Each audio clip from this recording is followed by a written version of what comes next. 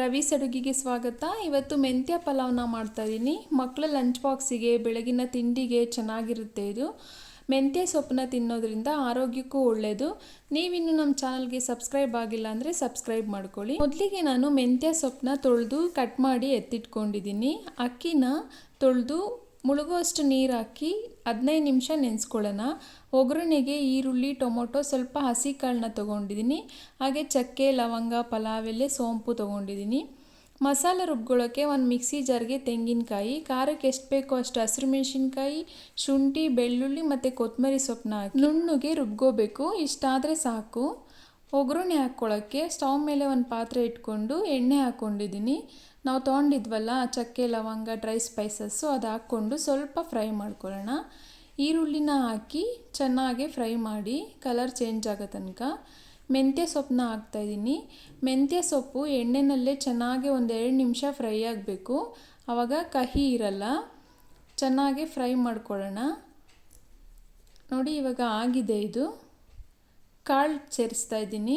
ನಾನು ತೊಗರಿ ಕಾಳನ್ನ ತೊಗೊಂಡಿದ್ದೆ. ಸೀಸನಲ್ಲಿ ಕಾಳು ಯಾವ್ದು ಸಿಗುತ್ತೋ ಅದು ಹಾಕಿದ್ರೆ ಚೆನ್ನಾಗಿರುತ್ತೆ. ಇಲ್ಲಾಂದರೆ ಬಟಾಣಿ ಹಾಕೊಬೋದು. ಮಸಾಲ ರುಬ್ಬಿಟ್ಕೊಂಡಿದ್ವಲ್ಲ ಅದು ಹಾಕ್ಕೊಂಡು ಮಸಾಲ ಎಣ್ಣೆ ಬಿಡೋ ತನಕ ಚೆನ್ನಾಗಿ ಮಿಕ್ಸ್ ಮಾಡ್ಕೊಳ್ಳಿ. ಟೊಮೊಟೊನ ಸೇರಿಸ್ತಾ ಇದ್ದೀನಿ. ಈ ಟೈಮಲ್ಲಿ ರುಚಿಗೆ ಎಷ್ಟು ಬೇಕೋ ಅಷ್ಟು ಉಪ್ಪು ಹಾಕ್ಕೊಂಡು ಮಿಕ್ಸ್ ಮಾಡ್ಕೊಳ್ಳೋಣ. ಟೊಮೊಟೊನ ಲಾಸ್ಟಲ್ಲಿ ಹಾಕಿದ್ರೆ ಅದು ನೋಡೋಕ್ಕೂ ಚೆನ್ನಾಗಿರುತ್ತೆ. 1-2 ನಿಮಿಷ ಇದನ್ನು ಎಣ್ಣೆ ಬಿಡೋ ತನಕ ಬೇಯಿಸ್ಕೊಳ್ಳೋಣ. ನೋಡಿ ಎಣ್ಣೆ ಎಲ್ಲ ಬಿಟ್ಟಿದೆ. ನೀರು ಸೇರಿಸ್ತಾ ಇದ್ದೀನಿ. ನೀರು 1 ಗ್ಲಾಸ್ ಅಕ್ಕಿಗೆ 2 ಗ್ಲಾಸ್ ನೀರು ಥರ ಸೇರಿಸ್ಕೊಳ್ಳಿ.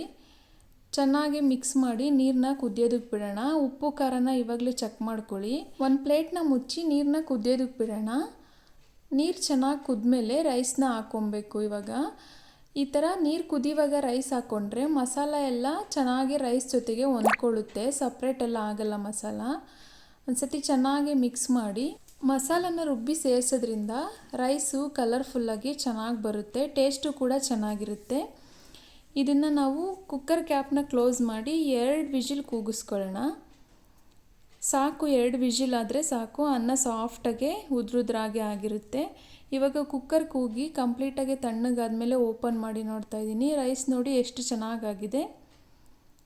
ಇಷ್ಟೇ, ಮೆಂತ್ಯ ಪಲಾವು ರೆಡಿ ಆಯಿತು. ಈ ವಿಡಿಯೋ ನಿಮಗೆ ಇಷ್ಟ ಆಗಿದರೆ ಲೈಕ್ ಮಾಡಿ, ಶೇರ್ ಮಾಡಿ, ಸಬ್ಸ್ಕ್ರೈಬ್ ಮಾಡಿ.